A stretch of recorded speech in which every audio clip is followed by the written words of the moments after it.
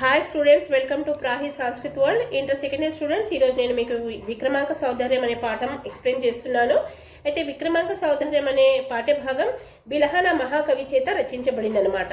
అయితే ఈ పాఠము విక్రమాంక దేవచరిత్రం నుండి తీసుకోబడింది. ఓకేనా? అయితే ఈ ప్రస్తుత పాఠంలో ఏమి ఇచ్చాడంటే విక్రమాంకుని యొక్క ఔదార్య స్వభావాన్ని వివరించాడనమాట. చాలా చక్కగా వివరించాడు.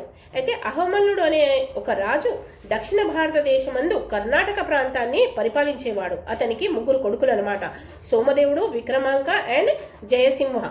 అయితే వారిలో రెండవ పుత్రుడైన విక్రమాంకుడు బాల్యము నుండే అన్ని శాస్త్రములందు విద్యలందు గొప్ప నైపుణ్యాన్ని సంపాదించుకున్నాడు. అతడు వీరుడు, ధైర్యవంతుడు. రాజకుమారుడైన విక్రమాంకుడు శత్రువులతో యుద్ధము చేయుటకు కూడా ఎప్పుడూ రెడీగా ఉండుండే అనమాట. అయితే విక్రమాంక దేవుని యొక్క వీరత్వము, కార్యసమర్థత అండ్ వివేకము ఇవన్నీ చూసి అహమల్లుడు చాలా సంతోషించాడు. అయితే మనసులో ఒక ఆలోచన వచ్చిందనమాట. ఏమని? తన కొడుకుని అంటే విక్రమాంక దేవుని యువరాజుగా చేయాలని, పట్టాభిషేకం చేయాలని అనుకున్నాడనమాట. ఒకవేళ ఇట్టి వీరుడు పరిపాలకుడైనచో ఎవరు మాత్రం ఈ రాజ్యంపై దాడి చేయలేరు, దాడి చేయాలని కూడా ఆలోచించలేరు అని అనుకున్నాడనమాట. ఆ విధంగా ఆలోచించిన రాజు ఒకనాడు విక్రమాంకుడికి తన వద్దకు పిలిచి తన నిర్ణయాన్ని ప్రకటించాడనమాట. అప్పుడు విక్రమాంకుడు రాజుతో ఈ విధంగా పలికాడనమాట. తండ్రి, సామంత రాజులందరూ నా యొక్క శాసనను పాటించుచున్నారు, అంటే నేను చెప్పినట్టు వింటున్నారు వాళ్ళు.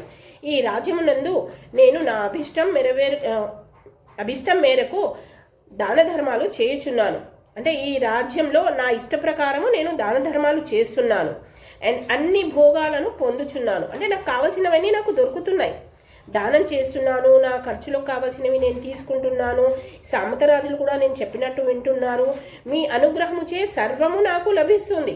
అంటే ఒక మనిషికి కావలసినవి, ఒక యువరాజుకి కావలసిన సుఖాలన్నీ నేను అనుభవిస్తున్నాను. కావున యువరాజ పదవి అనే ప్రస్తావన పక్కకు పెట్టండి మీరు అని తన తండ్రి గారితో చెప్పాడనమాట. ఎవరు? విక్రమాంక దేవుడు. అది విన్న మహారాజు విక్రమాంకుడితో ఇలా చెప్పారనమాట. కుమారా, ఎందుకొరకు నా నిర్ణయమును వ్యతిరేకిస్తున్నావు? నీవు యువరాజ పదవిని స్వీకరించి ఈ రాజ్యమును రక్షించి సమస్త భూమండలమును జయించవలెనని నా కల. అందువలన నా యొక్క నిర్ణయమును అంగీకరించి నువ్వు యువరాజు కావడానికి సిద్ధంగా ఉండు అని చెప్పారనమాట. అప్పుడు విక్రమాంకుడు ఈ విధంగా చెప్పాడు.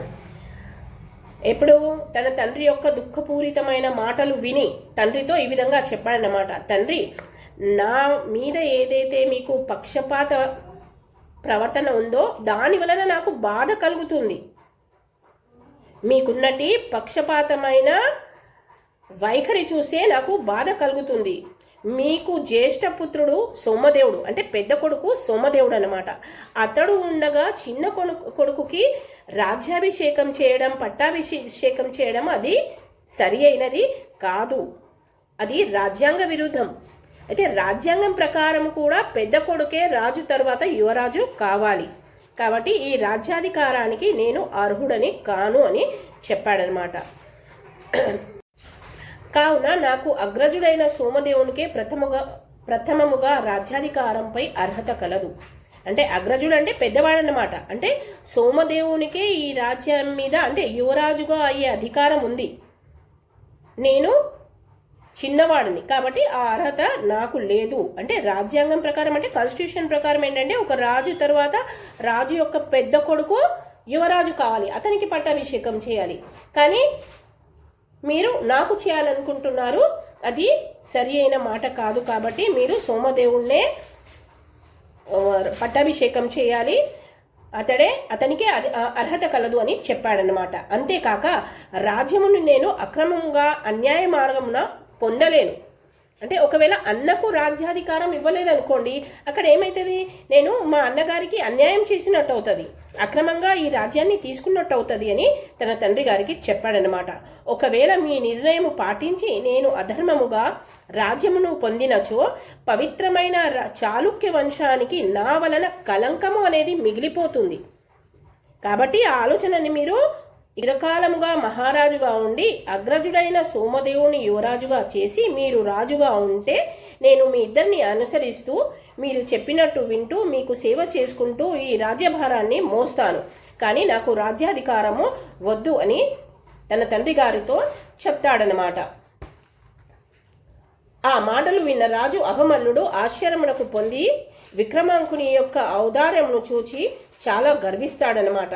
సంతోషముతో కుమారుని మెడలో ప్రేమతో నిండిన ఒక ముత్యాల హారమును వేసి అతనిని అనేక విధాలుగా మెచ్చుకుంటాడు, ప్రశంసిస్తాడు. అంటే చాలా మెచ్చుకుంటాడు అనమాట. అంటే ఎవరైనా రాజ్యము తీసుకోండి ఎవరు వద్దంటారు? ఈ రాజ్యం వలనే పెద్ద పెద్ద యుద్ధాలు జరిగాయి. మహాభారతము జరిగింది రాజ్యం కోసమే, రామాయణము జరిగింది, అంత పెద్ద యుద్ధం జరిగింది, శ్రీరాముల వారు వనవాసానికి వెళ్ళారు ఆ రాజ్యం కోసమే. అటువంటి రాజ్యము తండ్రి గారైన అహమల్లుడు తన కొడుకు విక్రమాదిత్యునికి ఇస్తా అంటే అతడు నాకు వద్దు అని చెప్తున్నాడు. అంటే ఆయన మనసు ఎంత పెద్దది, ఎంత ఉదారమైన స్వభావము కలవాడు. వింటున్నారా? అంటే ఇక్కడ ఏంటంటే తండ్రి కొడుకుల సంభాషణ మాత్రమే ఉంది, థర్డ్ పర్సన్ ఎవరు లేరు ఇక్కడ. అర్థమైందా? సో ఇటువంటి మాటలు విన్న తండ్రి చాలా మెచ్చుకుంటాడనమాట విక్రమాంకునికి. మళ్ళీ అతని కొడుకుకి ఒప్పించడానికి ప్రయత్నిస్తారు. ఏమని? కుమారా, నీవే చాళుక్య వంశము యొక్క సామ్రాజ్య లక్ష్మిని రక్షించగల సమర్థుడవు. అది ఈశ్వరిచ్ఛ, అంటే ఆ దేవుడు కూడా అదే అనుకుంటున్నాడు. కాబట్టి నువ్వు కాదనక నా మాటని అంగీకరించి ఈ రాజ్యాధికారాన్ని తీసుకో అని చెప్తాడనమాట. తండ్రి యొక్క ప్రార్థనను విన్నట్టు విక్రమాంకుడు ఒక మారు నవ్వి, అంటే ఆ మాటలు విని మళ్ళీ నవ్వుస్తుంది అన్నమాట. నవ్వి, తండ్రి, మీకు నాపై గల పక్షపాత ధోరణి నేను దురదృష్టముగా భావిస్తున్నాను. అట్టి దురాగ్రహము నా కీర్తిని కూడా నాశనం చేస్తుంది. నా అగ్రజుడు సోమదేవుడు రాజ్యమును రక్షించగల సమర్థుడు మరియు శత్రువుల యొక్క రాజ్యములను జయించగల పరాక్రమవంతుడు. మీరు అతనిని యువరాజుగా అభిషేకం చేసినచో నేను ఎల్లప్పుడూ అగ్రజుని ఆదేశములను పాటించెదను అని పలికి సోమదేవుడును యువరాజుగా అభిషేకం చేయుటకు తన తండ్రిని ఒప్పిస్తాడనమాట. ఆ విధంగా తన కొడుకు యొక్క ఉదారమైన స్వభావము చూసి కొడుకు మాటలు విని తన జ్యేష్ఠ కుమారుడైన, అంటే పెద్ద కుమారుడైన సోమదేవుణ్ణి పట్టాభిషేకం చేసి యువరాజులాగా ఘోషిస్తాడనమాట. ఈ విధంగా ఈ స్టోరీ అనేది ఎండ్ అవుతుందన్నమాట. అంటే ఈ స్టోరీలో ఏంటంటే అహమల్లుడనే రాజు తన కొడుకు, రెండవ కొడుకు అయిన విక్రమాంకునికి రాజ్యాధికారం ఇవ్వాలి, యువరాజుగా చేయాలని అనుకున్నాడు. కానీ దానికి విక్రమాంకుడు ఒప్పుకోలేదు. ఒప్పుకోకుండా తన అన్నగారైన సోమదేవునికే రాజ్యాధికారం ఇవ్వాలి, అతనికి అధికారం కలదు, ఒకవేళ నేను రాజ్యాధికారాన్ని తీసుకుంటే నా వలన ఈ రాజ్యం మీద కలంకం వస్తుంది అని చెప్తాడనమాట. అంటే అంత పెద్ద ఉదారమైన మనసు ఉందన్నమాట. ఎవరైనా రాజ్యాన్ని వదులుకుంటారా? వదులుకోరు.